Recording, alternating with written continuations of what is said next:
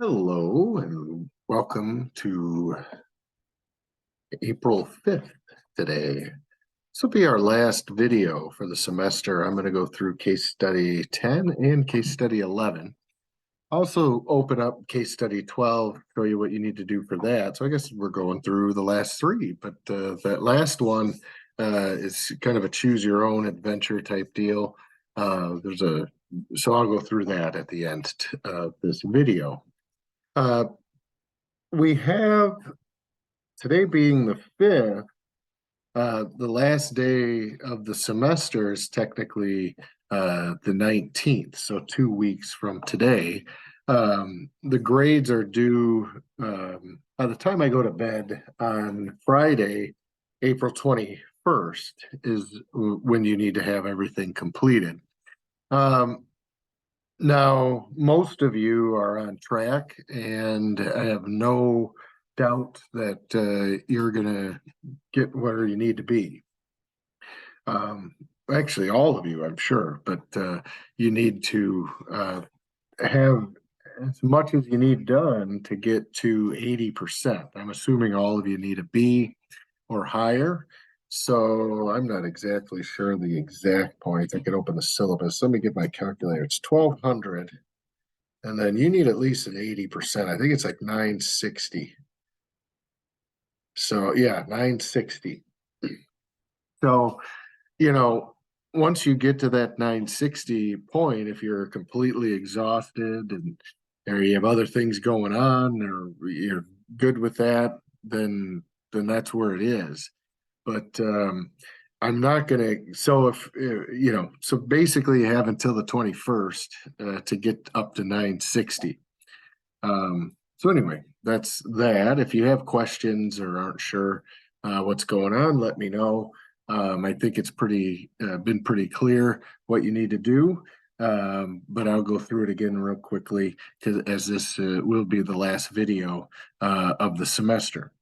So you're going to want to go onto each of the Padlet for, you don't have to, you need to go to each Padlet for the unit, but you do not need to complete a video or a comment for each video. You just need to select at least one video from the unit Padlet and make a comment about it.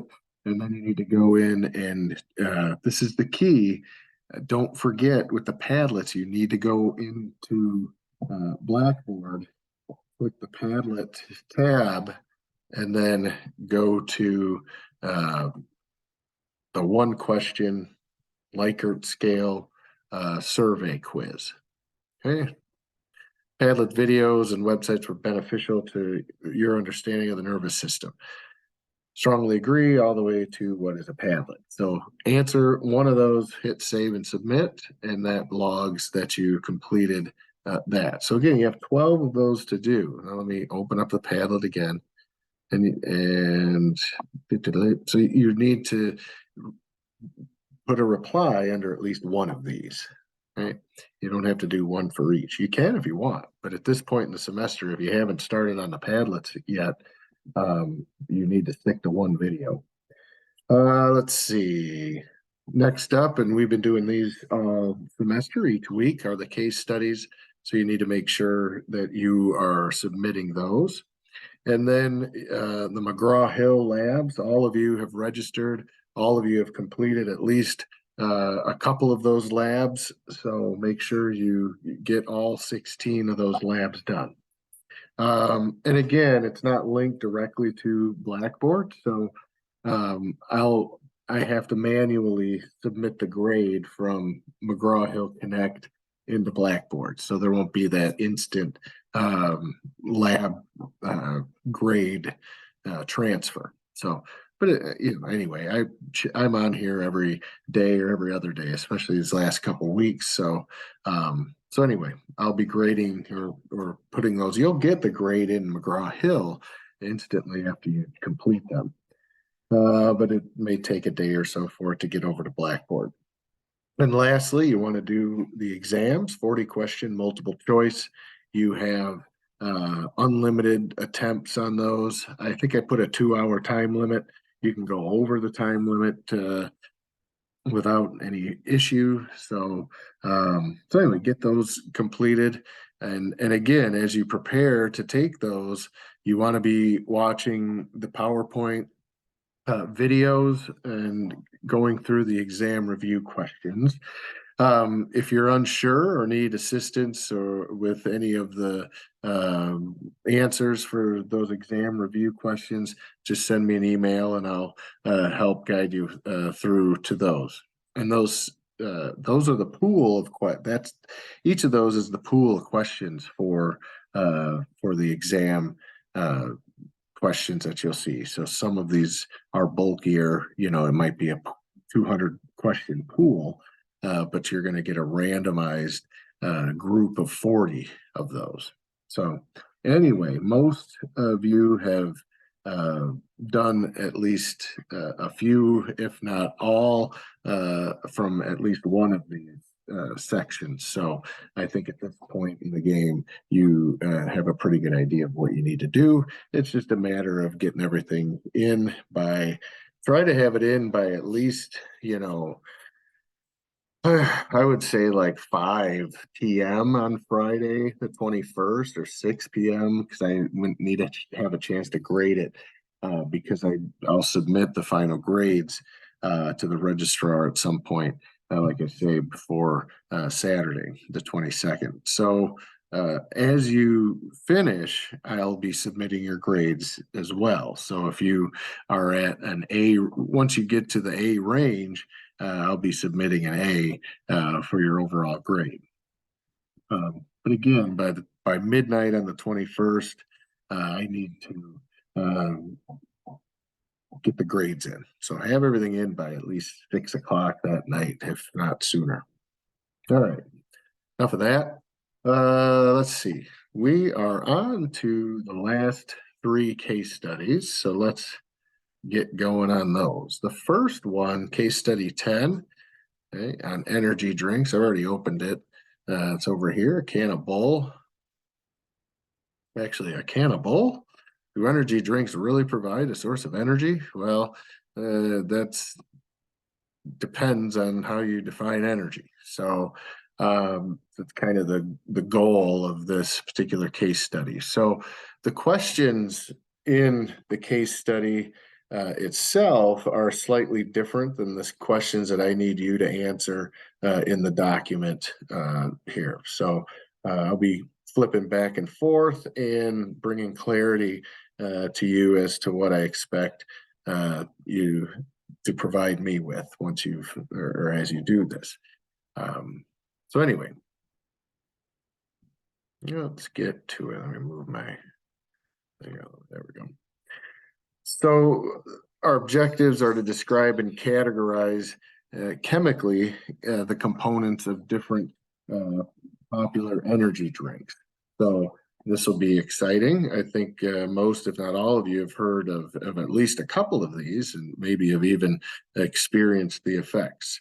Determine the physiological role of the components once they get into the human body. And again, we'll see some of them are perfectly fine. So a lot of them, if not all of them, have water in them. So at the very least, you get that.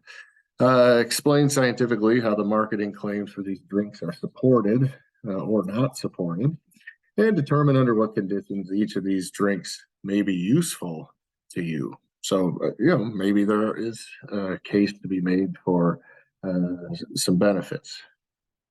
We'll find out. All right. So, long story short, we've got Rhonda who's got a job working for Runner's World magazine.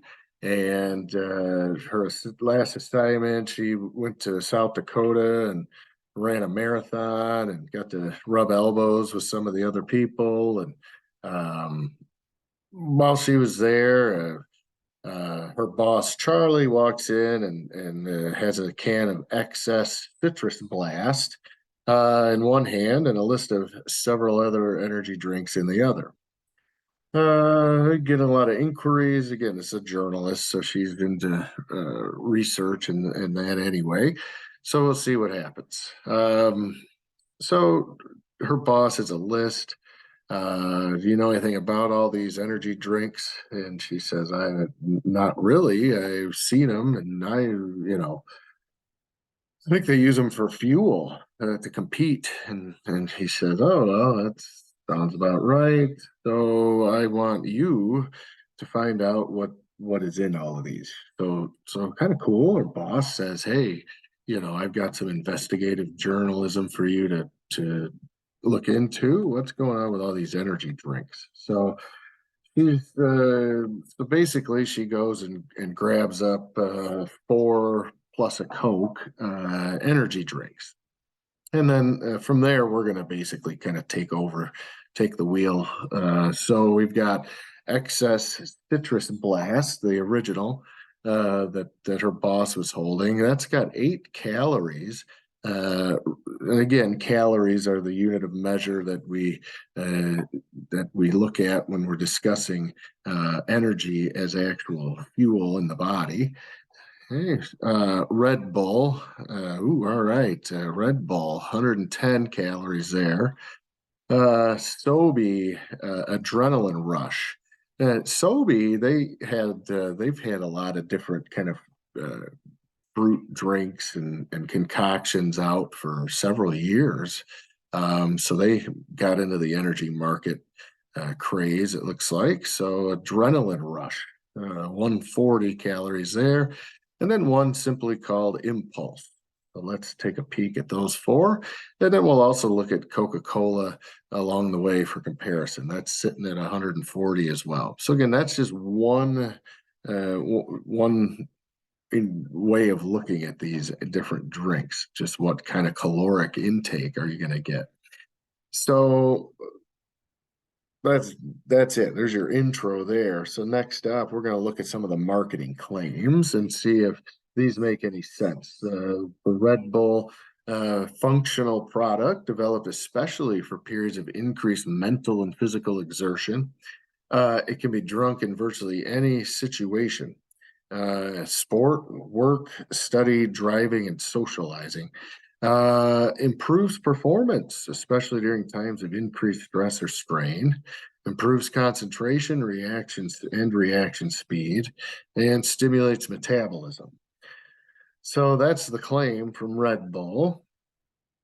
Next up, excess citrus blast, less than a half calorie in sugar. First of all, we noticed when we look back at the calories, we see that excess citrus blast sticks out. It only has 8 calories in there. That might be an indicator that we've got some issues with regards to synthetic sugars. So we'll take a peek at that. So let's see what it says. That's hot too, right? Well, and Red Bull has a sugar-free version I've seen at the gas station as well. So anyway, we're sticking with the regular Red Bull for this, but excess citrus blast is going to be kind of our diet drink out of this group. Uh, Less than a half calorie of sugar in excess citrus blast. So it's going to be packed with sweeteners. This qualifies for the government approved statement of no sugar. So the government has, the FDA has rules regarding what can be labeled sugar free or no sugar. And if it has a certain amount of calories, grams of sugar, a certain amount of sugar, then yeah, they're around 4 calories in every gram of sugar. So there's way less than a gram of sugar in here. There probably isn't gonna be any. I'd even say sugar free on the can. So where do the 8 calories come from that are contained in there if there are no calories from sugar? Well, you can get the calories from amino acids or the byproducts of protein metabolism. So we'll have to look at the ingredient list to see where those come from. Most 8-ounce energy drinks have 100 calories plus. So that means there are at least 25 to 30 grams of sugar in there. And they're using high fructose corn syrup more than likely in most of the ones that do have sugar. Let's see. So the 12 ounce, so those are the 8 ounces. The 12 ounces non-diet soft drinks have 170 calories from 40 grams of sugar. So if you have a 12-ounce can of pop, there might be up to 40 grams of sugar in there. So anyhow, 5.5 ounce juice drinks usually have around 20 grams of sugar. So you're going to get roughly 80 calories there. So if you're just looking at energy, right, this is the idea of this this particular activity or this discussion is that energy comes from carbohydrates primarily, but we can get it from proteins and lipids. But speaking of just carbohydrates, we can get sugars, therefore energy, from a lot healthier products than excess Citrus Blast or Red Bull or any of these other Rockstar, whatever they are, 5 Hour Energy. There was a time not that long ago when you walk into a gas station and you wouldn't see anything like this. The energy drink would be a can of pop or soda. And nowadays there are at least two, maybe three, four refrigerator bays stocked with just energy drinks, and then you might find an OJ or a V8 or something that actually might be somewhat healthy for you. So anyhow, yeah, times, but it increases blood pressure and heart rate and keeps people going. So anyway, back to excess Citrus Blast. Let's see, calories from sugar and carbs. So this is again our marketing claims, why we're low sugar and no sugar, sugar free, is that it'll increase fat. So if you eat too much sugar, you're going to turn it into fat. And simple carbs are high glycemic foods, and that causes insulin problems. And so diabetes, this is going to be good for the diabetics who need an energy boost and don't want to have any OJ because it's got too much sugar in it. So then they have the sugar-free Red Bull and the sugar-free excess Citrus Blast. Again, probably not a good idea if you're diabetic of any kind to be guzzling caffeine at the rate in which these have in them. So having a sugar-free energy drink seems counterintuitive on every level. But anyway, excess Citrus Blast uses a proprietary blend of, drum roll please, sucralose. So excellent, just what everybody needs. Yeah, sucralose. We've talked about that in multiple times in general A&P. We've touched on artificial sweeteners and the harmful effects they have on the thyroid gland of healthy individuals. And in general, these artificial sweeteners, including sucralose, are not very good for anybody. So again, if you are diabetic or you have borderline diabetes, that you need to watch your blood sugar. And even if you're not, everybody should keep an eye a little bit on their consumption, especially when it comes to glucose and sugars. But supplementing the sweetness that you get naturally from a fruit or a vegetable for something as damaging and harmful as sucralose, again, probably not a good idea. An energy drink is probably not a good idea to begin with, but if we're going after, if we're eliminating any form of actual real energy in the form of carbohydrates and replacing it with artificial sweeteners, I mean, that shouldn't even really probably be allowed, but it is, and we're looking at it today. All right, so 8 calories in the whole drink, and those are coming from the 2 grams of amino acids. And amino acids also give you, or proteins, give you 4 calories for every gram. All right, let's move into Sobe.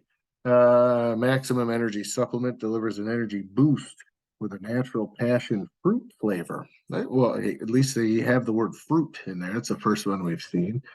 Lightly carbonated and a clean, smooth feel. Okay. Nothing about caffeine yet. So we'll see. This maximum energy supplement is fortified with a unique blend of energizing elements, including D-ribose, L-carnitine, and taurine. It's pure concentrated energy in an 8.3 fluid ounce can. All right, so that's what they claim. Well, again, we're going to take a closer look at their ingredients here in a second. Impulse is next. Elevate your performance. Impulse Energy Drink contains special supplements, immediately enhancing mental and physical efficiency, giving you that energy boost you deserve. Well, where does it come from? The energy in Impulse, nutrients, minerals, and vitamins is what they tell us. That they occur naturally in the body, so there shouldn't be any problem, right? But we also are going to add the wake up power of caffeine, the alertness inducing properties of taurine, and the lift you get from B6 and B12. So we're going to add a couple of healthy items in there to balance it out. So let's see what ends up happening here. So we're going to get a list of questions here. Got a good definition of energy. So when we say that something gives us energy, what does that mean? What is a biological definition of energy? Well, we'll dive into that here in a second. What's the nature of each ingredient in the cans? What's the physiological role? So this is where I create a little bit different set of questions than you find in the case study itself. So let me scroll down a little further. So it's got a table in here. Again, you're not gonna use the questions or the table that they have in here. You're gonna want to use the case study questions that we're gonna look at here. Yeah. All right. Ooh, yes, ingredients. So let's go into that. But before we do, jump over here. What is the nature of each ingredient listed on the cans? So we're going to use, in essence, we're going to kind of fill this table in at the same time we answer these questions. So we can use both. Both areas and kind of combine them. So let's see, what is the nature? Sugar, is it a sugar or a carb? Is it an amino acid? Is it a vitamin? Is it a stimulant? Is it a coenzyme? Is it a preservative? What is it? So that's the table I've created down here is how is where we can put our answers from number one. Okay. Which ingredients provide energy? So again, it kind of goes along with, as we look at that definition of energy and what it means, we're looking at carbs provide energy, proteins provide energy, and lipids or fatty acids can provide energy. But that's it. There's no other source of energy that we get. Now, do we get an increase in the sensation of heart rate and blood pressure and respiration due to the side effects of some of these other ingredients that make us feel like we're energized? Absolutely. But are they actually providing us with cellular energy? By definition, no, they are not. So which ingredients provide energy? Carbohydrates, proteins, and fats. That's what will give you energy. Which ingredients contribute to body repair? So which help build or repair muscle tissue. We're always thinking about proteins when we're in amino acids. So those are going to be some of your primary of your macromolecules for providing repair. So let's see. So again, amino acids. are really, claims will be made that like taurine, heals muscle tissue. Again, no, the only one of these items that really has anything to do with rebuilding muscle tissue is going to relate to amino acids and proteins. So let's see. Let me find. Okay. The body primarily wants to use carbohydrate for energy. So the energy from amino acids is going to take a lot more cellular activity to actually get the energy we need. So ideally we're getting anything in the carbohydrate group as sources of energy. So let's go over to our list of ingredients. We're going to take these one at a time and see what we can find. Right off the bat, we know from earlier, excess citrus blast is not containing any carbohydrate. So when it comes to that source of energy, there isn't one. So let's look through the carbonated water. So we're looking for things like glucose, fructose, sucrose even. Yeah. Sucrose is white granulated sugar. All right. So nothing here for that first column. How about in Red Bull? We've got sucrose and glucose. Okay. So you could put those right here, sucrose and glucose. All right. Sobe has high fructose corn syrup. So it has fructose in it. Again, not the best form of carbohydrate, but certainly does fall under that category. Okay, how about Impulse? Impulse has sucrose. So again, sucrose is just white granulated sugar. That comes from sugar cane or the sugar beet. Okay, so it's primarily sugar cane.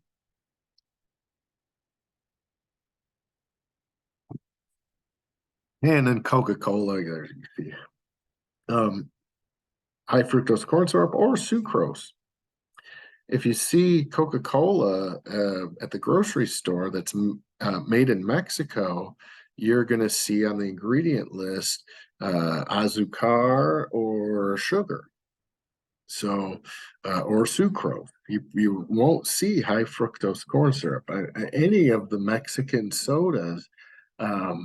Same with a lot of the bubble gum and other candy is actually going to have sugar in it, or sucrose.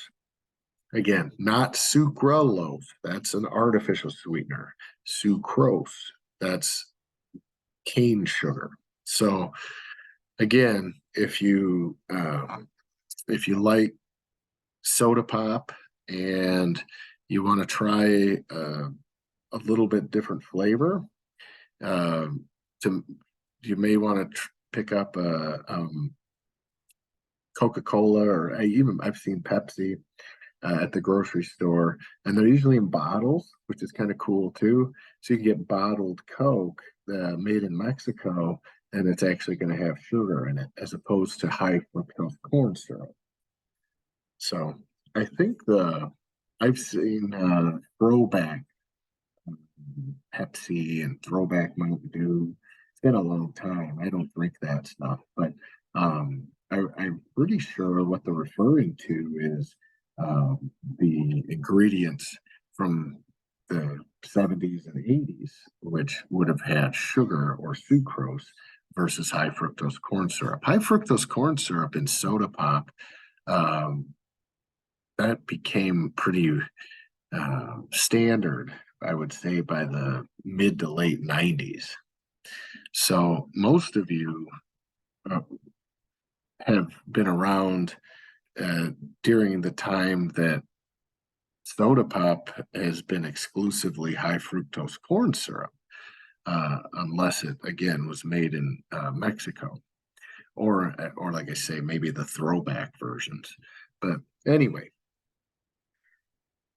that's your first list. So the idea too of this, if you don't, if you, and we've talked about this in class as well before, but as a, checking ingredients lists and being aware of what you're consuming is a really healthy step, and it doesn't mean that you obsess over it. It just means that you're aware of some of the big dogs that they put in your foods and beverages that you really don't need, and even non advertised cereals and other snacks and beverages that um, they're not advertised as diet or sugar free or whatever. Um, they just appear to be regular old lemonade or regular old, uh, uh, you know, bag of candy or whatever.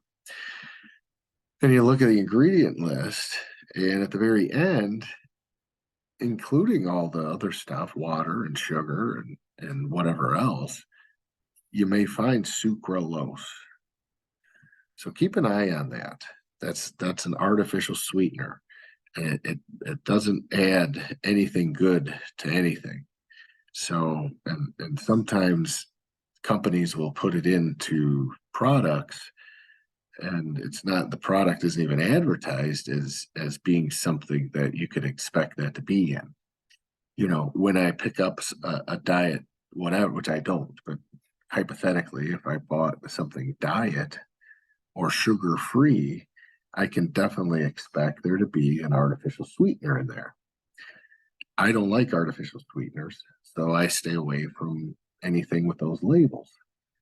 But like I say, there are products out there that don't advertise themselves as sugar free or diet, yet they have sucralose or other artificial sweeteners. So just start looking at labels if you don't already. Ingredient lists, especially caloric intake and the nutrition label, that's important as well. But in conjunction with that, you want to go further than just looking at the calories something contains. You need to look at the ingredients. And again, an ingredient to avoid is any artificial sweetener, uh, saccharin, NutraSweet, um, stevia extract, which is natural occurring, but it's still not where you want to go. They've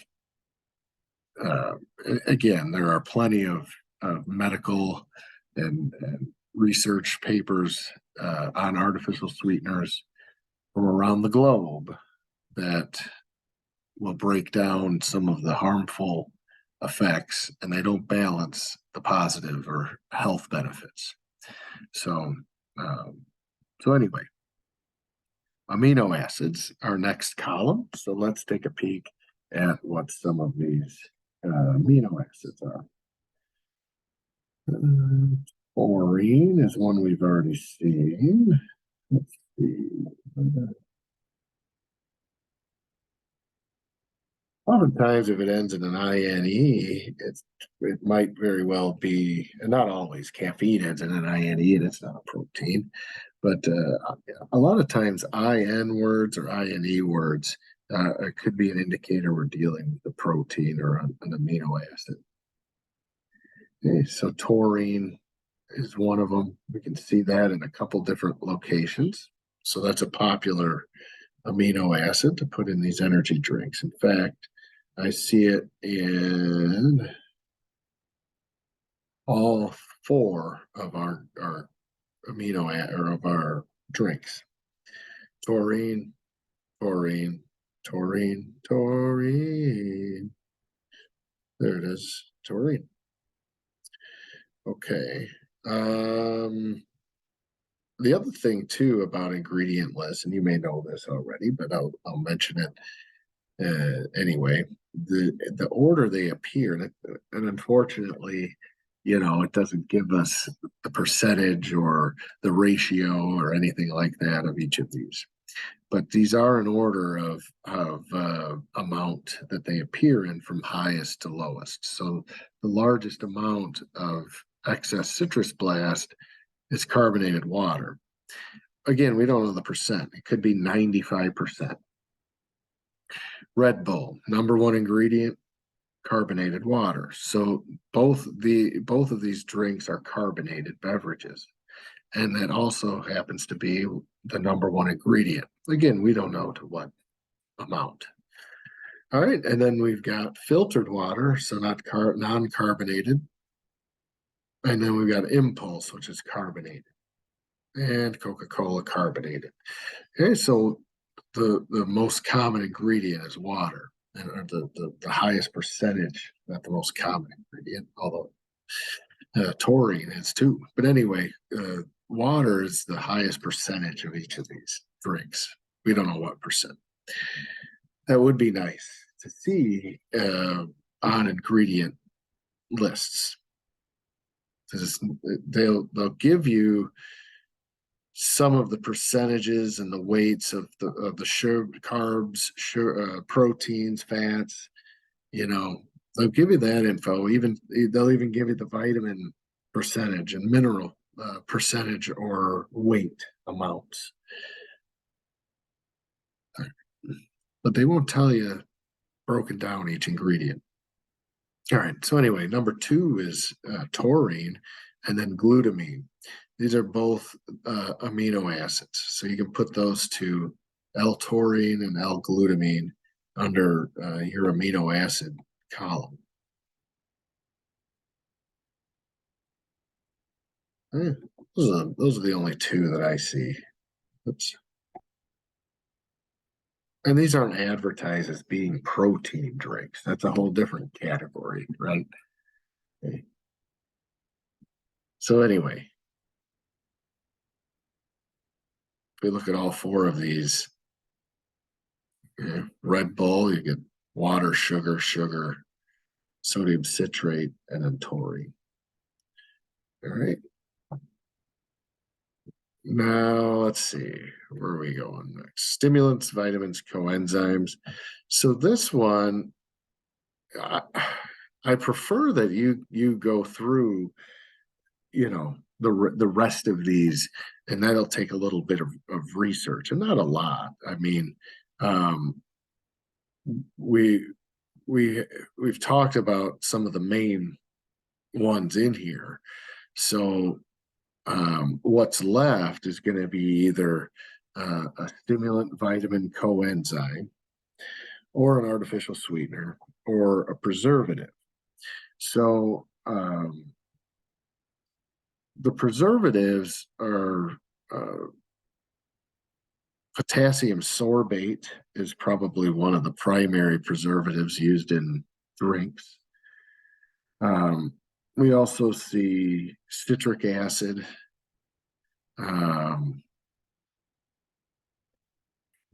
That's a big preservative as well.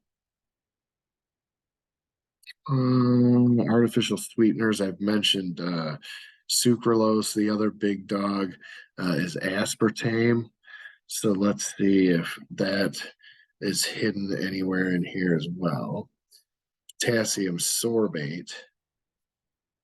And potassium sorbate, you've maybe seen that around as well. So you want to look that up. Asulfame potassium, that's an artificial sweetener as well. So let's look. There it is, asulfame potassium. That's an artificial sweetener. So look that one up. Look all of these up and see what you find. Citric acid, again, this is going to be a preservative. And then we have an adaptogen blend. So this has got some of your probiotics, it looks like.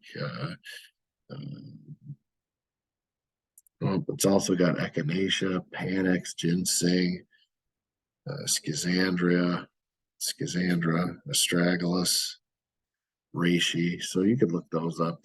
These are um, super foods or mega greens. Some of these. Yeah.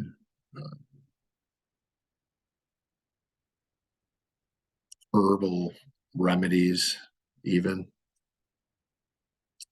And then it says, oh, natural flavors. But then we have artificial sweetener, caffeine, uh, sodium benzoate, potassium sorbate, and then there you go, sucralose. All right.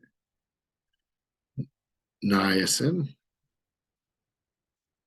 one of your B vitamins, kind of cleanses adipose tissue.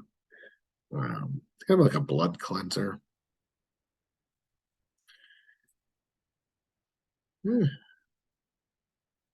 Red Bull, sucrose, glucose. Um,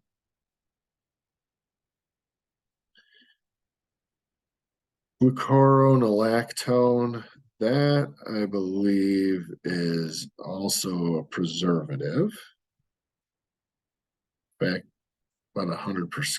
Well, I'd say I'm 100% sure that's preservative. So you can look it up just to be on the safe side. There's niacin again. Pantothenol, peroxidine, HCl, hydrochloric acid.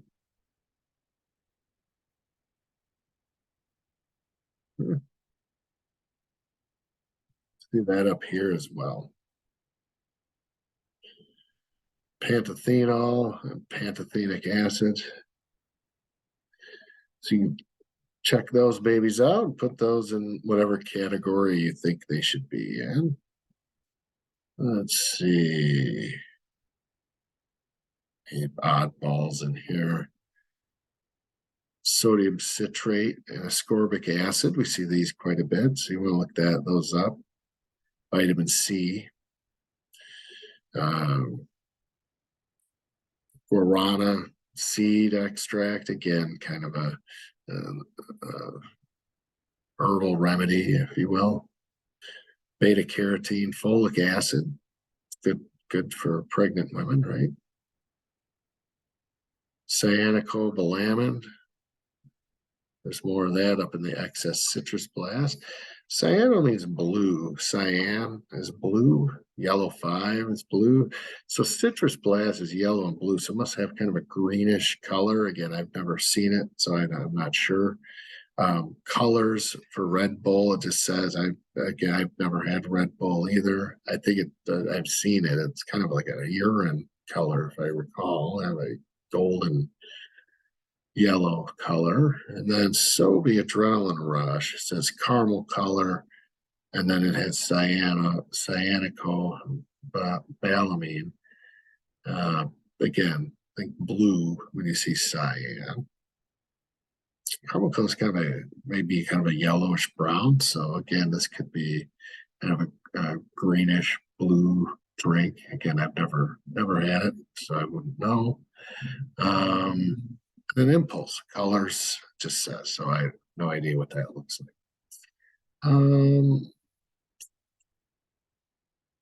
Excellent. Well, I don't see aspartame on any of these, so that's a plus. I think our only kind of diet sugar-free one is this first one, excess citrus blast, and it has sucralose, but it could easily have had aspartame as well. If this was Diet Coke, we would see aspartame in there.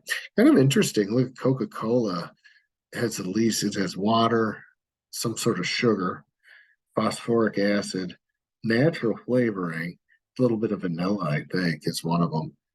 And then caffeine, that's it. There's not a heck of a lot. So if you got a caffeine-free Coke, that would be just as much as of an energy drink as regular Coke. Because again, we're thinking about the sugars as providing the true energy.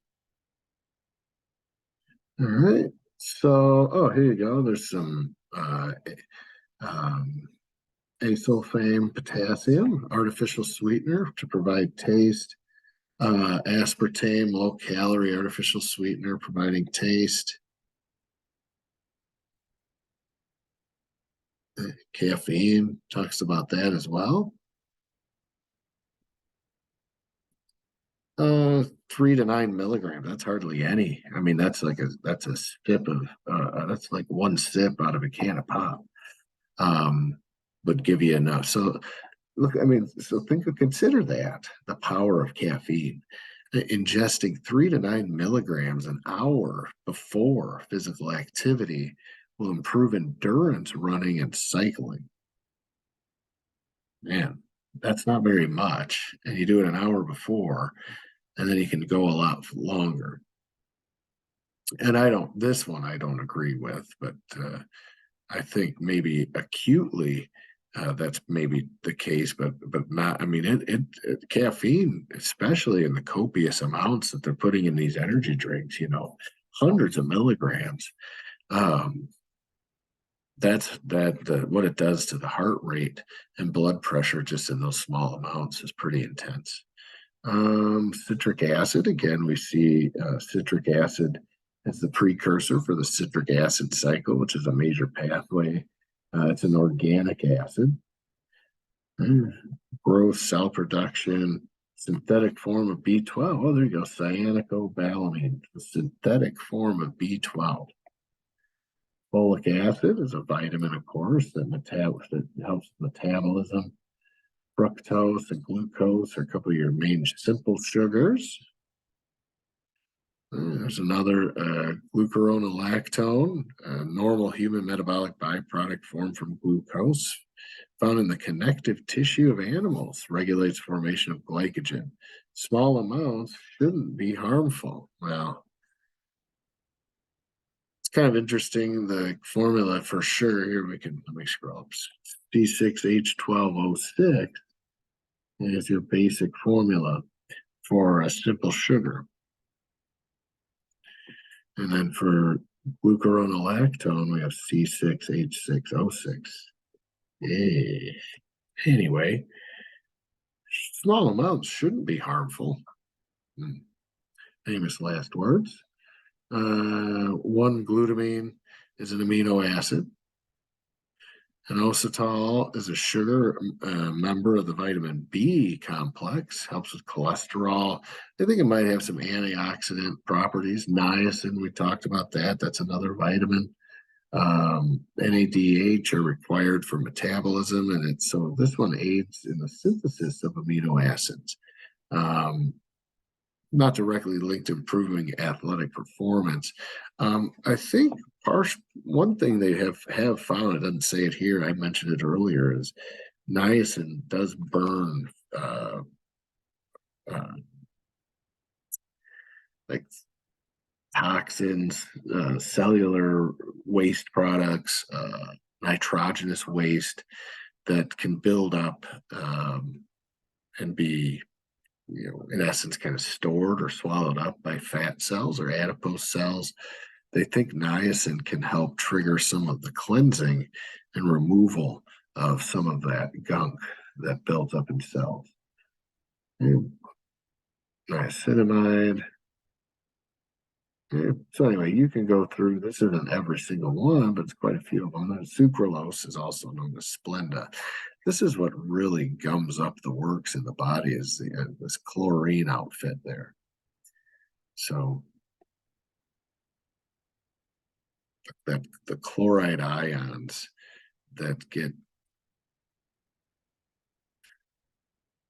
worked on, if you will, by the body, consumed and metabolized. This is what generally leads to problems, I think, is what they're finding with sucralose consumption.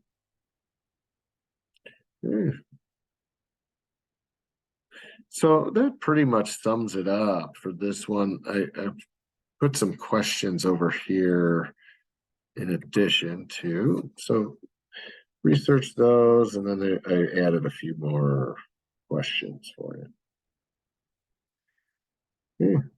There's this energy. What does that mean? Again, we've talked about that physiological role of each. You don't have to do. You could so just focus on carbs and proteins. You could focus on fats too.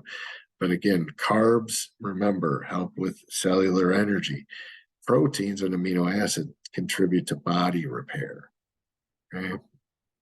Um, what ways might the ones that do not have or do have caffeine?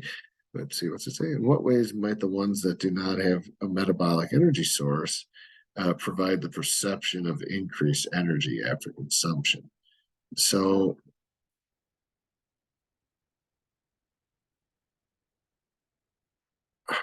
how how is it that what's the perception that these drinks provide energy? Um, in what ways may they provide the perception of energy, I suppose? So the addition of caffeine, okay, for one. Okay. Let's see.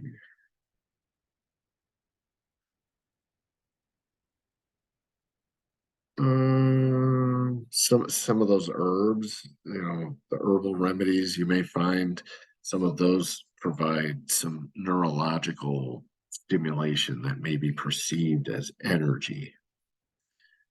So again, we're not saying that these don't provide the perception of having more clarity and more perceived energy, but what we're doing is we're picking apart the term energy and looking at what it really means on the cellular level for the human body, and then how we attain those sources, and how advertising and slick marketing can sweep a lot of folks into the energy rabbit hole when they think they're getting something that they really aren't.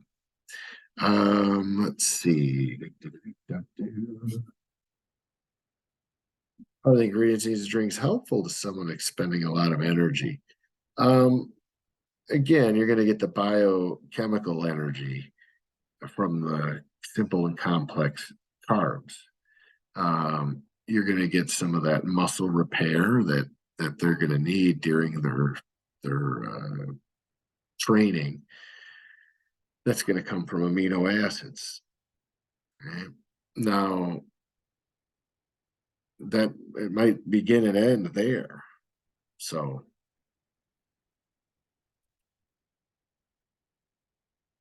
again, if they're and of course the water aspect too is going to be helpful, but how are the ingredients in these drinks helpful to someone expending a lot of energy? Again, the carbohydrates are going to help them replenish the energy that they're using up, and the proteins and amino acids are going to help them with tissue repair. So, does your analysis substantiate the claim that any of these are energy drinks? If so, which ones? If so, what molecules are the sources of energy? Um, well, I kind of gave it away early on with the artificial sweetener drink. Um, what was it, the citrus blast or whatever?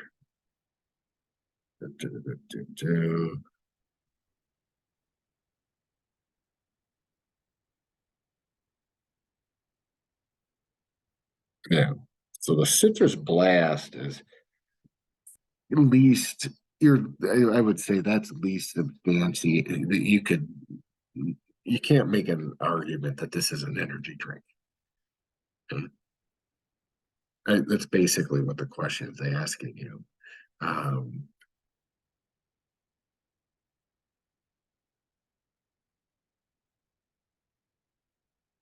can we substantiate that any of these are energy drinks? I think you can, except for I think all of them except for the excess citrus blast, because there's no carbohydrate in it. The true form of energy is just got artificial sweetener. Let's see. Could any of these drinks serve different purposes for different consumers? Oh, I don't. I suppose the athlete can, the people who use up a lot of do a lot of physical activity would require the sugars, but again, you get that in other ways. There are some amino acids in there, so you could get some tissue repair. Um, there's caffeine, so there can again be that perceived boost of energy that they get from the side effects of caffeine consumption. Um, I we saw some of them had some vitamins and minerals. Again, a lot of ways to get vitamins and minerals without consuming one of these drinks. And again, the caffeine is a temporary stimulant. So, anyways, I mean, that's what I'm looking for. Any of these drinks serve different purposes for different consumers. Yeah, I mean, it doesn't have to be just an energy drink for cellular energy. It could be a stimulant drink if it has the caffeine in it. It could be a vitamin and mineral drink if it's got some folic acid and some of the B complex vitamins in there. It could be a tissue repair drink because it's got certain amino acids. So yeah, it could serve different purposes. Normal physiological response to sugar intake. So for that one, I really just want you to go through um, kind of the basics of complex sugars becoming simple sugars and cells pulling in or bringing in those simple sugars um, across the cell membrane through these integral membrane proteins, right? The cell uh, transporters. And we need insulin in order to get that to work. And so we have a pancreas that releases insulin. We can store excess glucose in the liver as glycogen. And then, when we're lacking sugar, for cellular energy, we can release glucagon from the pancreas, which will, in essence, wake up or trigger the release, the conversion of, and through gluconeogenesis, we can get that stored glycogen converted into glucose and get that back into the bloodstream and get insulin then to come in and help deliver that. Now, deliver the glucose. Your liver, I would say, holds around 70 grams of sugar or glycogen. 70 grams of glycogen, you need roughly 10 grams of sugar minimally per hour, even when you're asleep, just to do basic functions. So your liver has about a 7-hour storage uh, capacity for glycogen. Just kind of as a side note. All right, there's such a thing as a sugar high. Um, I don't, probably not. I think it's maybe like more of a psychological kind of sensation. But um, I mean, once you consume a bunch of sugar, your body's going to try to, your metabolism is going to increase. In other words, chemical reactions are going to increase naturally. And so some of that uh, glucose delivery and glucose conversion to glycogen to store the excess that we've consumed, um, or fat, we can convert. So if we hit the 70-gram storage tank upper limit in the liver, but we still have a bunch of glucose. We can convert that glucose instead of into glycogen, we can convert it into fat. Um, But as far as like a sugar high, I don't know. Maybe it's kind of a tricky question, but I think that um, you could probably make an argument for either side that the metabolic increase of activity is enough to give you that sensation that you have more energy, and in fact you do have more energy on a cellular level if you've consumed a bunch of carbohydrates. So I mean, in that way, I suppose you could say, yeah, I mean, you're getting kind of a sugar buzz from that. So let's see, lack of sleep causes lack of energy. Again, technically, um, you may, if you're not getting enough sleep, um, but you're consuming carbohydrates, then you're going to have energy. Now, when it comes to the feeling of having energy, um, certainly sleep is extremely important for metabolic reset, and the brain and your tissues are using a lot of the carbohydrates that you've been storing all day.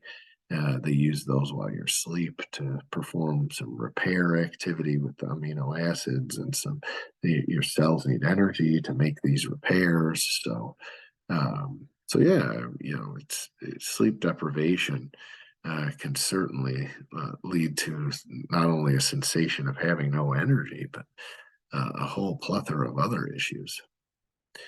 So how about the product claims as we kind of conclude here?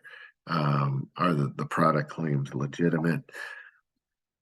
Well, again, if you go back and look at what their claims are and look at what the ingredients are, it's a fine line, marketing and honesty and forthrightness and telling the whole story.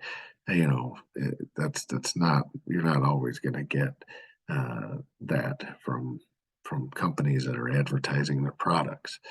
So it's important. Therefore, it's very important to certainly see through some of uh, the gimmicks and the ploys that they're using to get you to purchase their product, especially when it comes to uh, consumption and your health. So this holds true for our patients. Now we're generally a lot sharper than our patients. We're more aware of the health effects of consumption, and the lack of awareness that our patients have regarding consumption is through the roof. So, and sometimes it's not because they're not trying. Sometimes it's simply information overload. So they get this information overload, as well as I do, when it comes to nutrition and consumption and general beverages and foods that we should and shouldn't eat. There's a lot of misinformation. There are a lot of crossed wires and contradictions, and so that's confusing for me and confusing for you in a lot of ways. So our patients, we can guarantee, are trying to avoid confusion, and so they may take the path of least resistance and just buy what they think and can then consume what they are told to consume, or what has been told to consume by slick marketing campaigns and gimmicks. So and because their neighbor or somebody at the store or a relative or someone they know also tried it and they liked it. So anyway, we need to know when we're doing our intake with our patients what they're consuming, at least to some degree. There's a reason they're in our clinic, and oftentimes it can be related to, and we've seen this throughout our case studies all semester, is that the consumption of our patients, whether acute or chronic, is going to potentially lead to them being in our presence at the clinic. So it's very important to not overlook anything when it comes to consumption. What they think, and we saw this last week with the tummy trouble. Just because it's inexpensive and I don't need a prescription or a doctor's note to purchase it, doesn't mean I should be consuming it.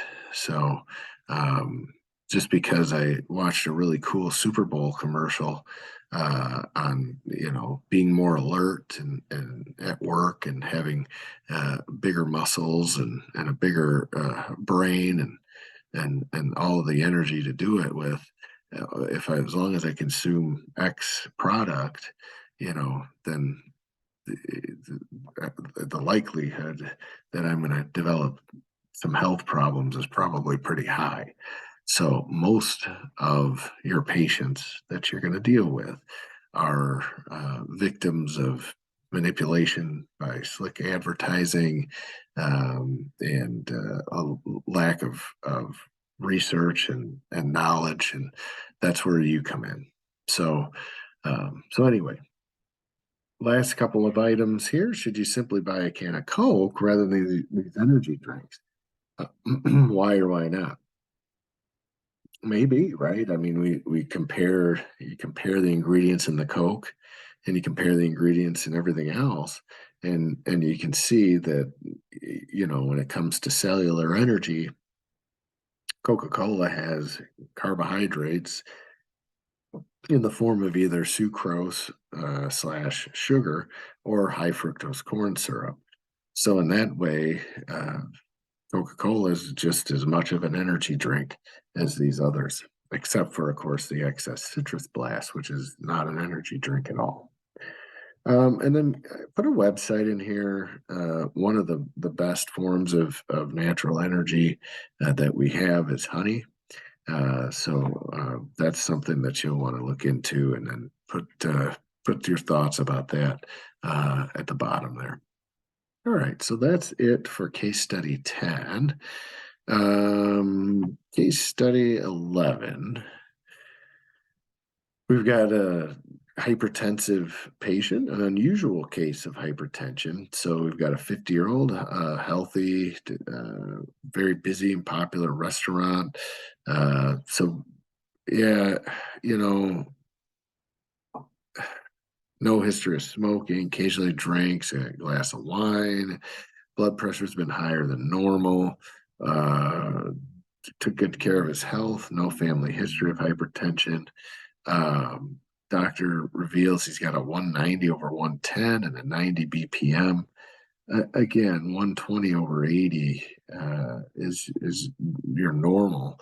We can go a little above or a little below those, but this is a lot above and a lot above. So we're 70 millimeters of mercury above there and 40 millimeters of mercury high there. So that's a pretty high blood pressure that we're dealing with.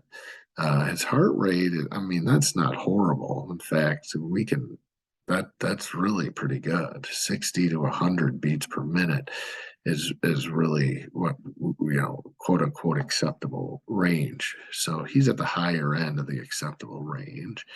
Nothing nothing remarkable during the visit. We're going to get additional blood pressures, subsequent readings comparable with initial elevated values. Clinical diagnosis of hypertension is made. So again, we don't have you come into the doctor and just take your blood pressure once. It's high, then we give you blood pressure meds and diagnose with hypertension. It's a process. Usually takes a good couple of visits, maybe a month or two of monitoring, maybe even just a couple of weeks of monitoring, and then we have some consistent numbers. Then we can make that diagnosis of hypertension. No other remarkable findings. We continue. The doctor recommends that he continues doing what he's doing. You've got a healthy, active lifestyle. Keep an eye on your diet. Here's our HCTZ, hydrochlorothiazide, for his blood pressure, and 12.5 milligrams orally once a day as monotherapy in order to help manage the blood pressure. All right, so So Mr. Smith comes in, he's got high blood pressure. He's a 50-year-old male. I think it says he runs his own business, restaurant at that.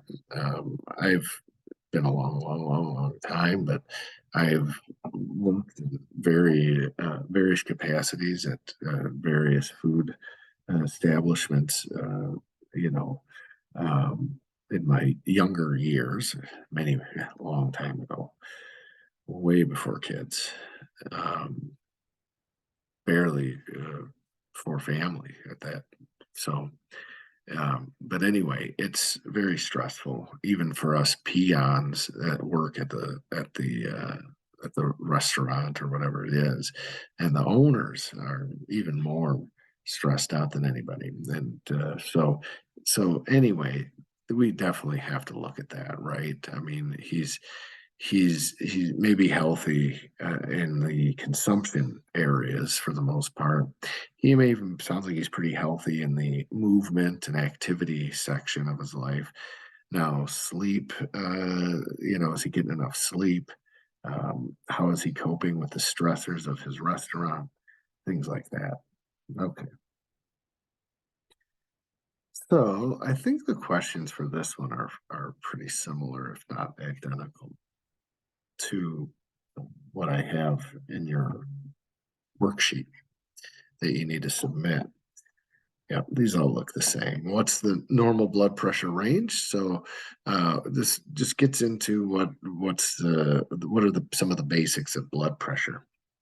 I think all of you have some experience working with blood pressure on a clinical level, but if not, certainly watch my videos for this unit, and you can go to YouTube. You can Google some of this information as well.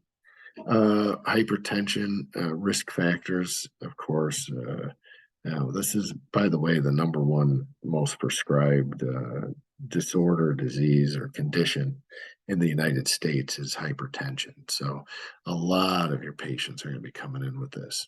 So, again, normal blood pressure 120 systolic over 80 diastolic, and that systolic higher number relates to the amount of pressure that's exerted against the artery walls after ventricular contraction. So each time the heart beats, it ejects blood, and that blood increases the pressure in the blood vessels, particularly the arteries. Okay, it's the bottom number, the diastolic, that has to do with the heart, in essence, kind of relaxed and the ventricles filling up with blood. Hypertension, risk factors, of course, age, race, gender, family history, lifestyle, obesity, sedentary lifestyle, tobacco use, alcohol abuse, stress management, too much sodium, not enough potassium, kidney disease, diabetes, sleep apnea.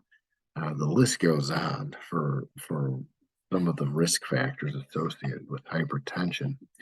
Lifestyle recommendations generally, we need a lot more fruits and vegetables, less, fried foods, those trans fat foods, cookies and donuts and things like that, right? Those contribute to blood pressure issues potentially. Lower sodium diet, higher potassium diet. So for number 3, those are some of the basic changes regarding consumption. Now, alcohol consumption decrease, smoking cessation or smoking decrease, increasing physical activity. Although we know that too much physical activity can lead to set point problems regarding blood pressure. So again, moderating physical activity, and a big one nowadays, of course, is stress management, like we see with our patient here. So being able to manage stress, better coping skills, being aware of triggers, the body's response to those triggers, because that's what increases blood pressure, are stimuli that trigger uh, the individual to thinking that they are in some sort of fight for their life. Four different target organs to treat hypertension. So, of course, we're going after the heart, right? We're going after blood vessels, kidneys, regulate body fluids, right? Kidneys regulate the fluid balance. Pardon me, I need a Red Bull. Jeez Louise. No. Huh, huh. Let's see. No, I need some honey water, maybe. But anyway, kidneys, lungs. Oh, kidneys regulate fluid and electrolyte balance. So if we have fluid retention, that can cause problems with blood pressure. So we could treat the kidneys, the lungs. Maybe we've got respiratory issues that are inhibiting physical activity. So we can potentially help with improving the performance of the lungs. And then thusly the heart and the blood pressure may be encouraged to balance out. Major categories of pharmacological agents that treat hypertension. We've talked about thiazide diuretics, right? The HCT, HCTZ, right? Hydrochlorothiazide. Probably one of the most prescribed medications in the U.S. This is a diuretic, right? It's Granny's water pill. So it's going to flush sodium and water out of the kidneys, out of the body by way of the kidneys. We look at what are called angiotensin converting enzyme inhibitors. So ACE, angiotensin, is a chemical that helps with um, angio means vessel and tensin means some sort of tension. So angiotensin is active when we're under stress and we have an increase in blood pressure and we need some more tension in the blood vessels. So we have an angiotensin converting enzyme that gets released. That's going to, when we're under perceived stress. And again, this encourages vasoconstriction of your blood vessels. So if I can give you an inhibitor of ACE, so if I can give you a pill that inhibits angiotensin converting enzyme to be released, then the idea is I would prevent vasoconstriction of those arteries, and thus, help with lowering blood pressure. We could get you blockers for angiotensin receptor sites, so I could just block the receptors so I could keep releasing angiotensin. But the receptor sites in the blood vessels won't, they're blocked. So the angiotensin won't cause any type of vasoconstriction. We could block calcium channels as well. We know that any muscle contraction is going to involve the release of calcium deeper into the cell. So calcium can expose binding sites, and we can get those calcium channels blocked as well, and that would help with lowering blood pressure. Let's see.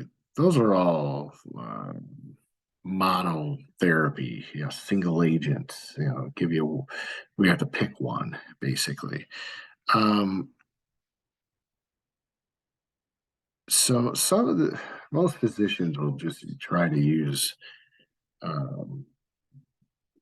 They usually use a couple. They'll use the thiazide diuretic.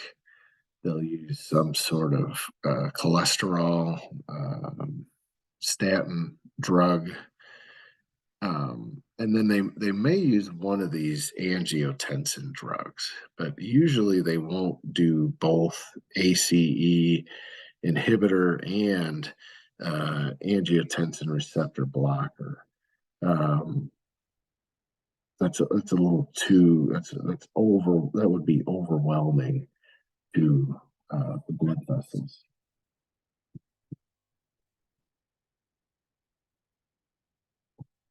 Yeah, angiotensin receptor blocker. So we're either going to block the receptors and keep releasing angiotensin, or we're going to block the precursor or inhibit the precursor to angiotensin from even being from allowing angiotensin to be released. So that's probably the better way to go. But so you wouldn't need to do both if you're blocking or inhibiting the AC, the precursor to angiotensin, which is ACE. If you're blocking that, you're never going to release any, or you're going to have slower release or less amounts of angiotensin released. So you wouldn't need an angiotensin receptor blocker. It's almost overkill. So that's one that I think most physicians shy away from kind of double dosing or using what we call combination therapy with these pharmacology or with these pharmaceuticals. So anyway, just as a side note. All right, so what are we doing here? So that's that. Now what's going to happen? So next 2 years. So we're going to keep an eye on Mr. Smith. Follow-up period of 2 years. So we basically just prescribed him some medication, his thiazide diuretics, and told him to try and be less stressed out. All right, so that's essentially what they did, and said we'll keep an eye on you over the next 2 years and see what happens. So that says the asymptomatic hypertension persisted, even though they kept trying the monotherapy, followed by a combination of therapies. So again, they initially will just put you on one. So they probably just put them on HCTZ first. We know they did. They put them on like 12.5 milligrams a day or something. So that was their first step, and that didn't really do anything. So then they gradually introduced more and more drugs into his system to see if that would change. So now we doubled the dose of HCTZ, and we included an ACE inhibitor as well as a calcium channel blocker. So remember, the calcium channel blocker is going to the heart. When the heart contracts, calcium channels are wide open. We release calcium from that sarcoplasmic reticulum. Calcium binds to the myosin binding sites on the actin. We get that connection, and that causes a contraction of the muscle. If I block the ability of calcium to connect to those myosin binding sites, or just not allow calcium to get released from the sarcoplasmic reticulum, there's a good chance that I'm not going to get these intense muscle contractions from the heart, which could be why the blood pressure is so high. So right now, the doctors, as they oftentimes do, they're just kind of throwing darts at different things and seeing what sticks, and kind of trial and error, and kind of guinea pigging Mr. Smith up a little bit here. So, because it's difficult. Medicine is difficult because we don't know why specifically he has stronger heart rate contractions coupled with increased blood pressure. We've given him, we started him out by giving him a diuretic that basically makes his blood, uh, it almost makes your blood a little thicker. It causes you to eliminate extra water, but you're going to continue, you're going to retain the cellular matrix, or the cellular component of the blood. So, a diuretic, they say, is a blood thinner. Really over time, you're really, remember, you're eliminating sodium, so you're eliminating water, and that water portion of the blood, um, 55% of which, 95% of plasma, which is 55% of your blood, is water. And so if I start pulling, if that, so there's a balance. So, maybe he's at 60, percent water. And so we're going to relieve him of 5% of that amount. So now he's back to 55% of his blood is water, and 45% of his blood is cellular. But if I keep giving him diuretics, we're gonna keep seeing more and more water get pulled.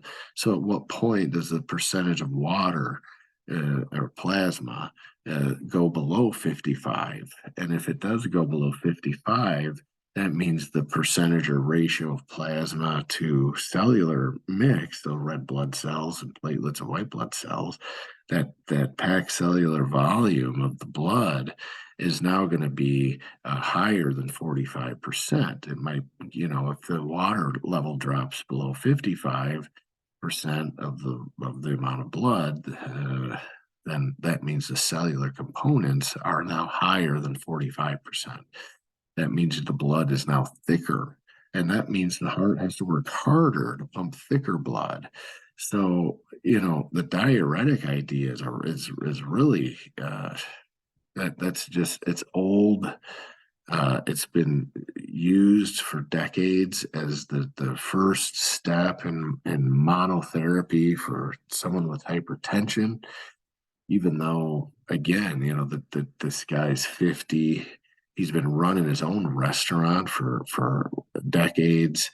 He's, second, third generation, restaurant owner. So I mean, there's just, at some point, he's probably got a family and kids. He's probably got a ton of bills. He's probably got a ton of employees. He's got a ton of obligations, and people over 50 are more hypertensive. Well, no kidding, because people over 50 generally have a whole lot going on, and usually involves a lot of stress and a lot of schmoozing and a lot of hand wringing, and a lot of bill paying, and financial this and that and the other. And so if none of this, and sleep, problems, I mean, if none of this is getting addressed, then, throwing pills at the guy is not going to help him. He's just continuing to do the same thing he's been doing his entire adult life, that's put him in the position of having hypertension. So I don't know what the goal of just saying, well, keep doing what you're doing. It seems to have led to your hypertension, but we've got a pill that'll help you pee a lot, and so your blood will be a little less watery. I don't know. It's not working. Imagine that. Well, we'll have to double the dose. So now you're going to pee out even more water. Still not working. Surprise, surprise. So now we're going to give you blockers. We're going to block your heart from being able to beat properly. We're going to give you an ACE inhibitor, so your angiotensin conversion, to get your blood vessels to constrict normally, like they've been doing, even though they've been, you know, perceiving the bears chasing them. So they've been extra testy with their constricting properties. So we just need to stop the precursor to that angiotensin. So we're going to give you an ACE inhibitor on top of it. So now we're just going to throw even more pills at them. So meanwhile, this is 2 years of this. and this is typical in the establishment. You know, guy comes in, we get him going, and here we are 2 years later, and we're still dinking around. And so now what's he been doing? Meanwhile, Mr. Smith's restaurant's expanded. So he spent the last 2 years working on managing his larger and more successful business.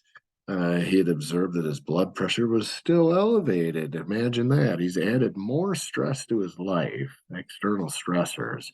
And despite the his medication. He's even thirstier than normal. Now he's peeing all the time.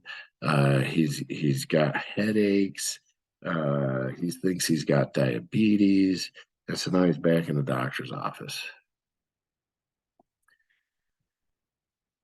All too familiar, this case here. Doctor performs blood work, physical exam. His blood pressure is 145/85. That's way better than 190 over 110, right? That's where we started. Heart rate of 80 BPM. We love it. But he does have some mild peripheral edema. So his hands and feet are slightly swollen. And remember, he's been peeing all the time. Results from blood test shows blood glucose levels are normal. Yay, he's not diabetic. However, his renal functions are borderline high, potassium levels slightly low. Imagine that. We're dumping, we've gotten this thiazide, 3.1 milliequivalents per liter, so it adds his medication. Oh, so we got to give him a potassium supplement. So we're going to keep pilling him up, but we're going to add K-Dur, a potassium supplement. He's going to get 10 milliequivalents orally twice a day. So diabetes mellitus ruled out. Recommendation to continue current meds based on a low sodium, low cholesterol diet, which that should have happened day one or 2 years past. So finally, 2 years later, we're talking about some basics of what the guy puts in his mouth, other than pills. We don't care about actual food and beverages going in your mouth. We only care for at the beginning about adding pills to your mouth. So that's where he's at today.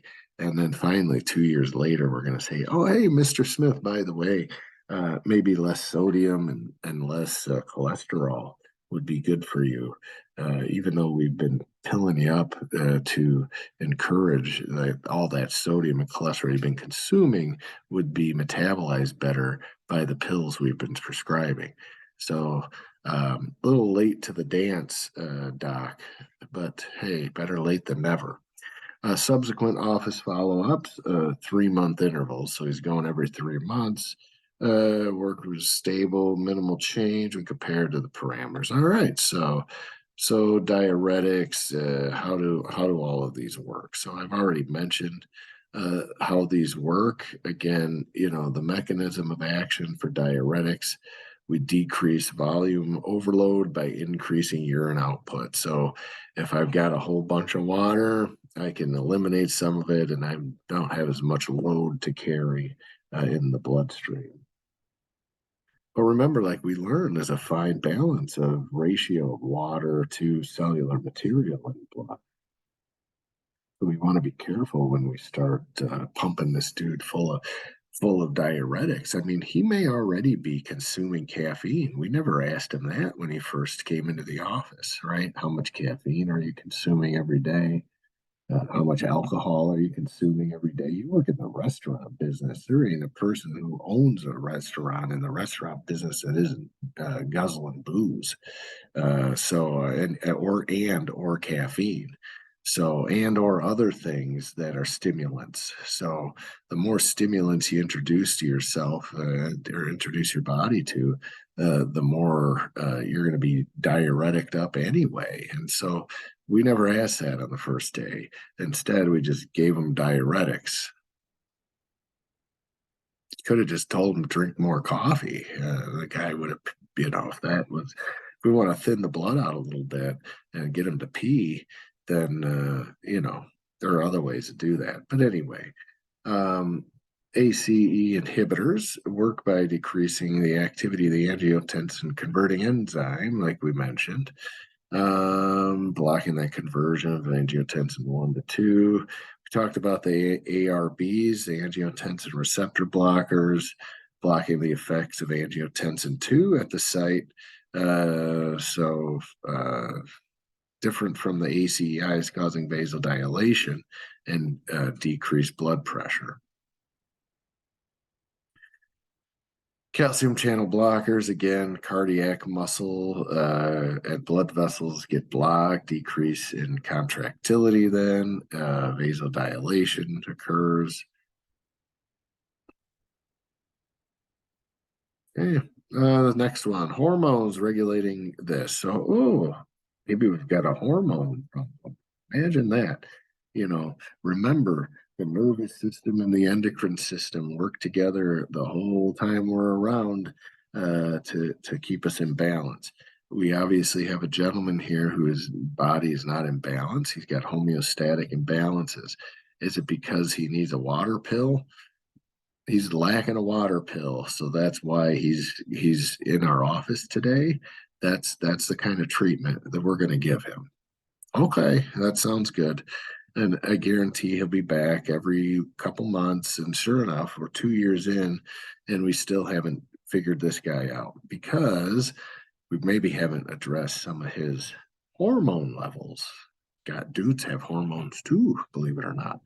Aldosterone just increases sodium reabsorption, right? So aldosterone balances sodium and potassium levels. We know aldosterone causes sodium to get reabsorbed in the kidneys.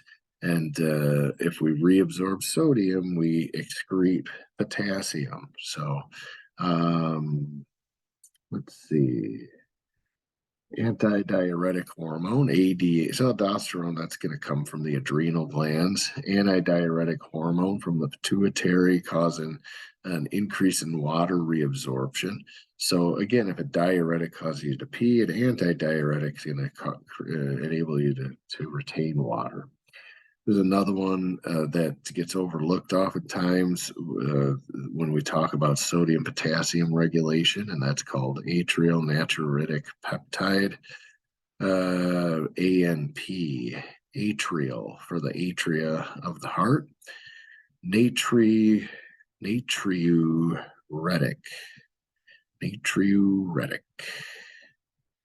Okay, natrium is sodium, right? Sodium is Na. So if you see natrium or natriuretic, it probably has to do with sodium. So we've got an ANP, a natriuretic peptide, secreted by the atrial cells of the heart. That's going to dilate the juxtamedullary apparatus that has the afferent arterioles affecting the kidneys. So again, that afferent arterioles that lead into the glomerulus, or actually the afferent arterioles are leading away from the glomerulus. So these afferent arterioles of the kidney are going to get dilated. So we're going to have an increase in vasodilation then of systemic blood vessels. That's going to lower blood pressure, we can decrease aldosterone production subsequently when ANP is released. So if we decrease the levels of aldosterone production, we're naturally going to then eliminate the proper amounts of sodium and retain the proper amounts of potassium. So remember, aldosterone tells you to hang on to sodium, thusly hanging on to water. This would be going on during a stressful situation. Because we need to hang on to water to help with some of the heat and friction and inflammation that's going on during stressful situations. Why the doctors say, low sodium and cholesterol diet. Again, if I give you, if I don't consume a bunch of sodium, then my kidneys helps decrease the accumulation of excess fluid, and that can help with blood pressure levels. So if I eat a bunch of sodium, it might encourage me to retain more water. So, if which is what I don't want to do. So if I lower my sodium intake, then I'm not going to retain as much water. That's their thinking. Okay.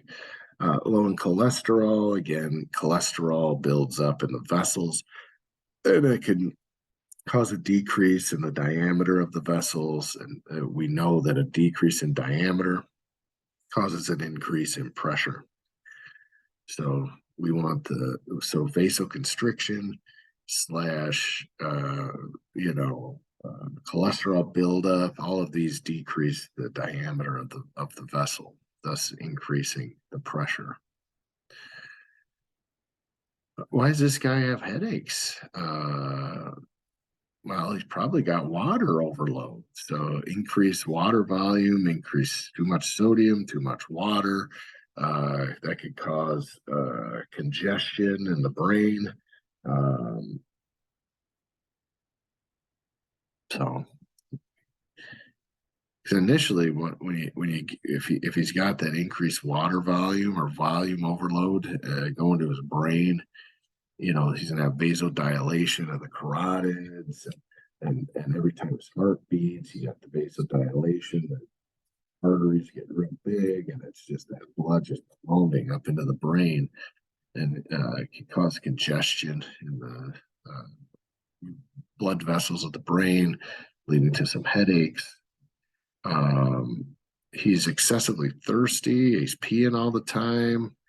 So, man, probably increased aldosterone levels usually lead to, again, the elevated serum sodium, results in overall fluid overload, basically.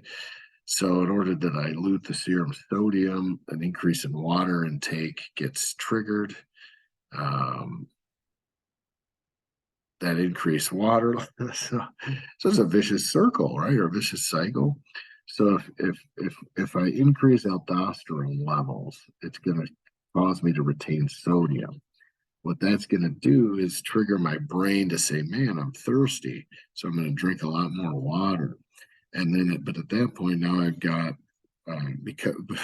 because I retained a bunch of sodium, because aldosterone got released, my kidneys retain water too, but I'm still triggered in the brain to feel thirsty. So I'm going to consume more water to help to assist with the dilution of the sodium that I've held on to because of this aldosterone release. So that increased water load, that's what's leading to the increased urination. That's the polyuria that he's got going on. And then, so now he's increasing his water loss because he's got polyuria, because he's got sodium retention, because he's got aldosterone being released. And he's drinking more water too. So he's thirsty, he's guzzling water, he's retaining sodium, so his body's keeping all that water. So he's got fluid overload, which then triggers the kidneys to say, oh my gosh, we got to get rid of all this fluid. So now the kidneys are peeing, increase urination. And all of that is triggered and exacerbated by the fact that this guy's on 25 milligrams a day of HCTZ. So he's on a diuretic on top of it. So he's further losing what we call free water. So what that does is elevates sodium concentrations in his plasma because he's on a diuretic, he's losing water.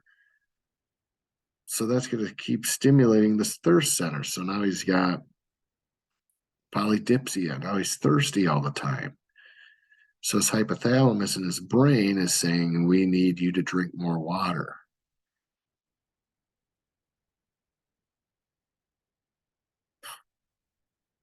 Wow.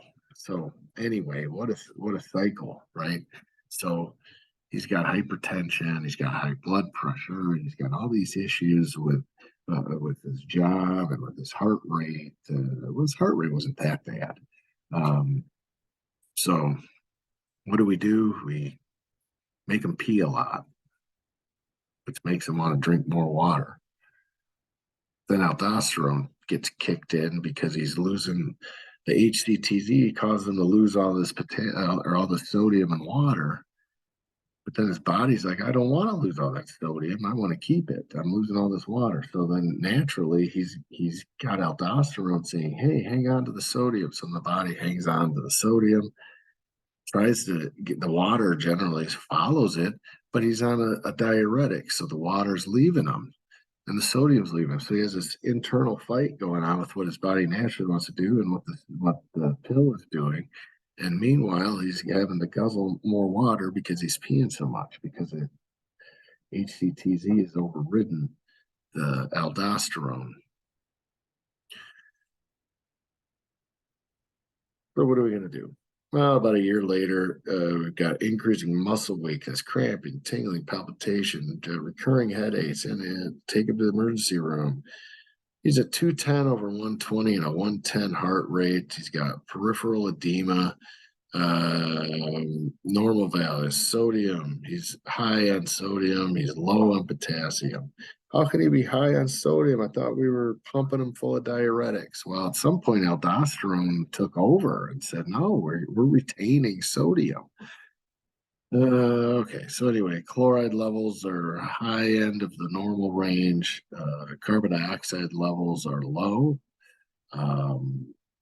Blood urea nitrogen. So he's got nitrogenous waste, two of them. He's building up nitrogenous waste. This is sounding a lot like Grandma's tummy trouble from last week.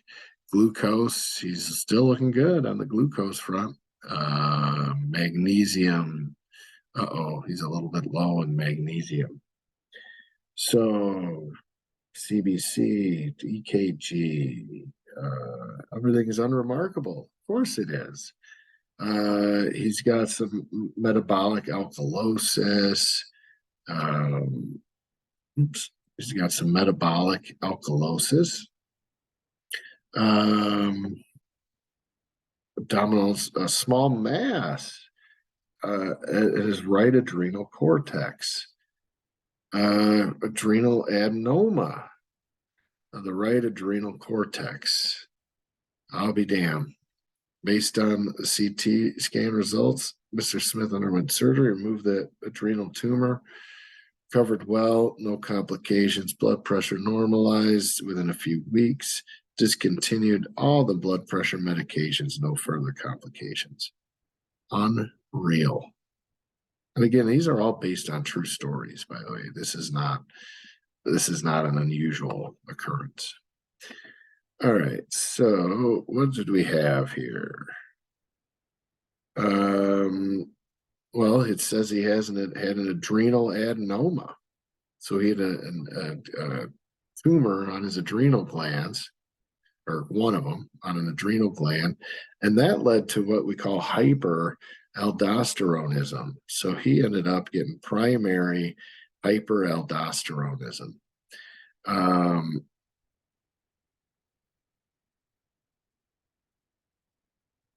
Possible causes.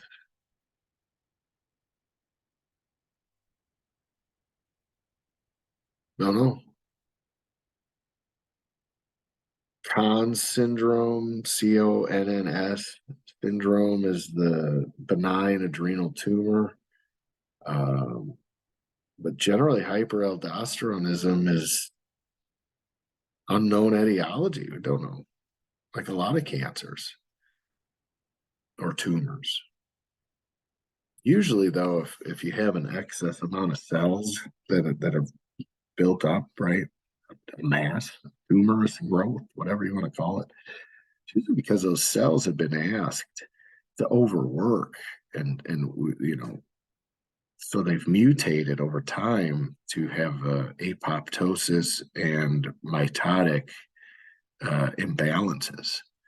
So, if it's the adrenal gland, we've got two zones. Well, we've got more than two zones. We've got two layers. You've got the cortex and the medulla. And So most of the adrenal glands hormones relate to blood pressure regulation as it relates to stress, and that includes your body's natural anti-inflammatory corticosteroids come from the adrenals. So again, when we're in a fight or flight sympathetic situation, even the most minor of triggers enable the adrenal glands and all these complement hormones and this cascade to be released. And if you're asking these to do this over and over and over and over, day in, day out, day in, day out, day in, day out, to the point that they can't keep up, then more cells get created. Some of the new cells may be overworked quicker, they die faster. So apoptotic events happen more regularly and sooner than they should. The lifespan of the cells starts to decrease because they're overworked. So then we mutate, the cells mutate, and we go through hypermitotic events to balance out the loss. And that oftentimes is what leads to then this almost like an autoimmune disorder that they call cancer. So anyway, that's probably what happened with this guy, knowing that he's the type of industry he's been in, the type of activities that he's into are high stress. Renin-angiotensin-aldosterone pathway. So the liver produces what's called angiotensinogen. So whenever you have a gen at the end of something, it usually means it's like a precursor. It generates whatever it's describing. So angiotensinogen would be a chemical that generates angiotensin, in essence. So that comes from the liver. And again, angiotensin is going to encourage vasoconstriction. So increase in pressure. Again, this happens during high stress situations. So anyway, angiotensinogen, it's converted to angiotensin 1 by the action of renin. And renin, of course, sounds like renal. So this is a chemical from the kidneys. So the action of renin, a kidney hormone, is going to convert angiotensinogen to angiotensin 1. And the stimulus for renin release. So when renin gets released, that's going to trigger then the stored angiotensinogen to get converted to angiotensin 1. But what triggers renin to get released, that's going to occur from that juxtaglomerular apparatus. So renin is at that juxtaglomerular apparatus, so where the glomerulus and the distal convoluted tubule and the efferent pathway and the afferent pathways, the efferent afferent arterioles, the tubular system, both proximal, distal, the glomerulus, like everything coming together in this one little zone. It's called the juxtaglomerular apparatus. And generally, the stimulus for renin release is a decrease in renal perfusion. So less perfusion in the kidneys, then we're going to get renin to be released. And part of that trigger, less perfusion, is because we've been triggered in a sympathetic response to retain water. So aldosterone gets released. So we're going to see aldosterone involved. So anyway, angiotensin 1 then gets modified to angiotensin 2 by that angiotensin converting enzyme, the ACE. And ACE comes from the lung capillaries. ACE was affected by COVID. So you may have heard of angiotensin converting enzyme from the lung capillaries as it relates to COVID. Okay, so ACE converts angiotensin 1 to angiotensin 2. What angiotensin 2 does is causes vasoconstriction of your arteries. It also stimulates the adrenal cortex to pump out aldosterone. And then aldosterone is going to target the kidneys, specifically the tubules, to reabsorb sodium, eliminate potassium or secrete potassium, and retain water.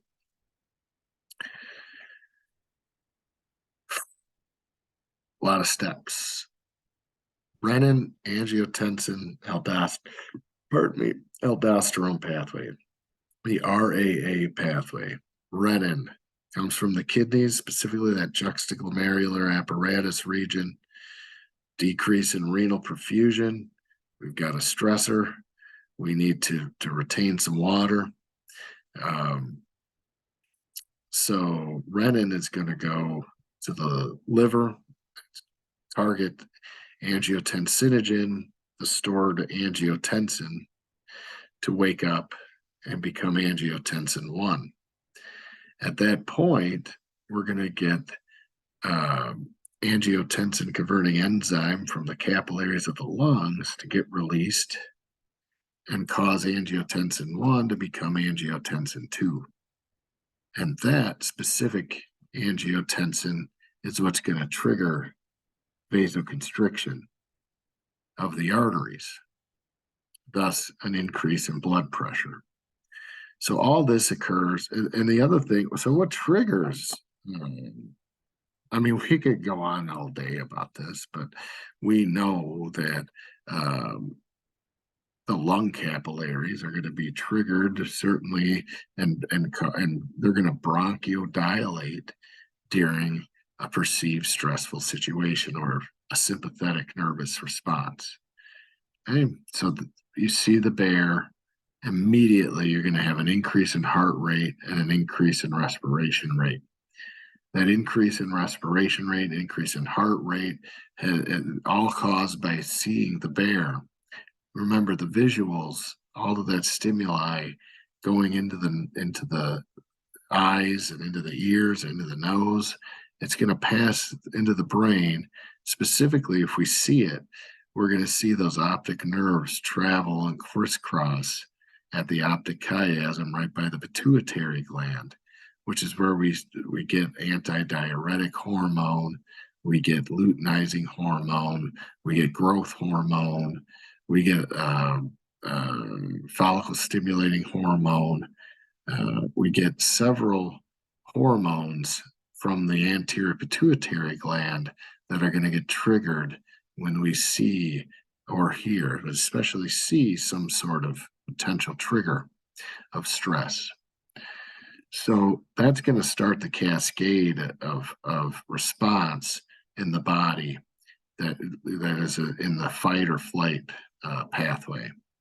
So anyhow, the renin angiotensin aldosterone pathway is a common is the common pathway of the body's response to stress, and how we get vasoconstriction to occur, and how we get water retention, how we retain water to help, and sodium to help with all of the friction and all of the heat that occurs when we enter into a sympathetic nervous system response. What are some common signs and symptoms of aldosteronism? Well, as we see, it could be certainly asymptomatic. Usually, if I have excess aldosterone, I'm going to have excess sodium retention and excess water retention. That's going to lead to high blood pressure. It's going to lead to headaches. It's going to lead to potential, well, we saw with this guy, polyuria, frequent urination, therefore polydipsia, frequently thirsty. All of this sodium ion retention is going to cause metabolic alkalosis as well, which then means, we're going to have respiratory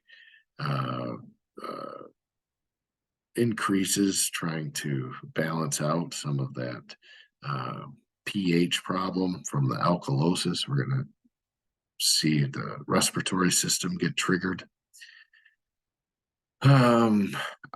We could have muscle weakness because of loss of potassium. Potassium, if we're retaining sodium, we're losing potassium. Potassium is a major player to prevent muscle cramping, and to provide basic proprioception and spasticity within muscle. So we may end up with some muscle weakness, lethargy, numbness and tingling as well. What's the main pathophysiologic process responsible for our patient's syndromes? Well, again, he's got the increased sodium and decreased potassium. So we've been going through what happens if you have way too much sodium. We call it hypernatremia. If it's affecting the blood, the condition of the blood having too much sodium is called hypernatremia. And again, it could be subtle. It could have subtle headaches, subtle edema. It could be acute, just because of stress and diet and lack of sleep. Generalized weakness, fatigue, irritability,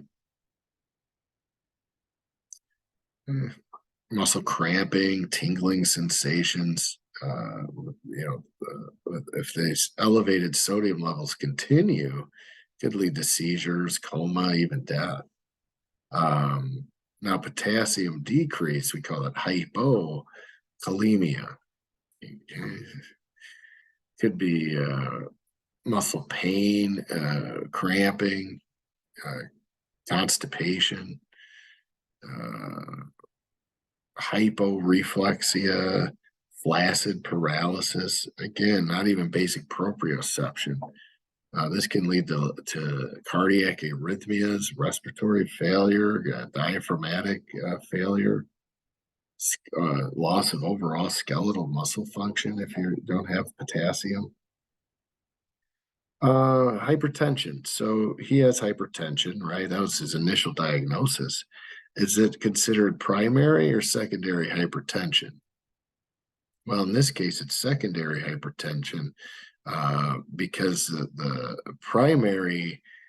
his primary issue is the hyperaldosteronism, and the hyperaldosteronism is what's led to the hypertension, not the other way around. So the hypertension is secondary to the hyperaldosteronism. What else could we do regarding blood testing? Other important diagnostic tests include aldosterone and renin serum levels. That would be a slam dunk in my book. If we think he's got hyperaldosteronism, and if we've treated this guy for a couple of months, even from the first time we met him, and he's not getting better, we're not going to just give him more of whatever it is we've been giving him. Remember, the body, it responds and does what it does because it's trying to maintain homeostasis. It's trying to inherently do what it needs to do to maintain these levels. And if it's not able to maintain these levels, we really have to dig deeper at what is the chemistry behind it. What's the physiology behind the most basic aspects of homeostasis. And once we know that, we can look at the chemistry involved when things are not in homeostasis, and they usually involve, again, some sort of sympathetic nervous system trigger that is either an acute trigger that has now become like post-traumatic stress that's going on, or maybe a series of triggers that have led to the post-traumatic stress responses that we see in folks who have these chronic hypertensive disorders. And for this individual, it wouldn't matter how much we were treating his hypertension, which is what was going on here. It wasn't working. So hypertension isn't his primary issue. He has something else going on. And as with everything in the body, we have to consider hormones, and we have to consider the endocrine system. And therefore, we have to consider the nervous system, the neuroendocrine connection. And the aldosterone, it has a boss, and that's the anterior pituitary. The adrenal glands have a boss, and that's the anterior pituitary, which also has a boss, the hypothalamus. And so the brain is what perceives and then provides what's going on around it, and then provides the directives to respond to whatever those stimuli or those triggers are. And if we again have a patient who's that's under, has a job and or is in a professional role that this individual that is obviously high stress, then we have to go further than just take a water pill and your blood pressure will go down. And so luckily or thankfully or gratefully or whatever, we were able to figure out that sure enough, there's some sort of tumor or some sort of growth that's either promoting or inhibiting the actions of certain hormones that we rely on for very basic activities involving homeostasis. So anyway, I mean, day one we could have tested his aldosterone and renin serum levels to see what was going on there. Results of those studies would have showed an elevated serum aldosterone level, right? As hyperaldosteronism, and he would have had suppressed serum renin activity, which are highly suggestive of hyperaldosteronism. And then the final biochemical diagnosis is usually confirmed by using a salt load to find out if aldosterone secretion is non-suppressible and is therefore autonomous. Right? It's just behaving the way it wants to on its own. Once established, a CT scan or MRI of the adrenals would have been excellent imaging modalities to identify that localized growth. So again, a lot of options. So how about him? How are we going to treat him? And then we'll wrap it up. Best treatment choice, or what is the treatment of choice for this particular case? Well, we could do an adrenalectomy, right? We could surgically resect the main and curable or the tumor. And again, that would potentially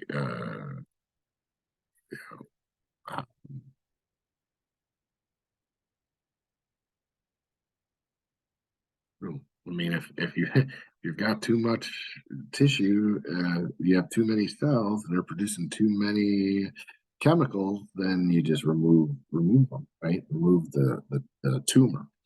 So certainly that's one thing. And if the tumor is become part of the organ, then they maybe remove the whole organ. Medical therapy. So,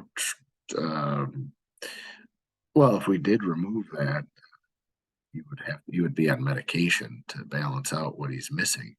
But we could try him on more pharmacological therapy. So non-selective aldosterone blocker in combination with a diuretic. Aldosterone antagonist is what he would need, which are relatively new. or there's a newer, better generation, I should say, of aldosterone antagonists. But anyway, that's it for number 12 or number 11. Let's see. All right, I'm going to wrap it up. I just want to pull up number 12 real quick. Okay, pull up case study 12, right? It says, please go to the A to Z randomizer. Go to the A to Z randomizer. Mine had just popped as an S. I could just leave it right there. If you want to roll again, go for it. So maybe I don't want an S. I got an R this time. All right, so it doesn't matter. You don't have to do that. It's just fun. But anyway, and then what you want to do, go to the NORD database. This is the rare disease organization. So I rolled in an R, so I click the R, and then I can just go through and look at all these different R's and see if there's anything in here that I want to talk about. Okay.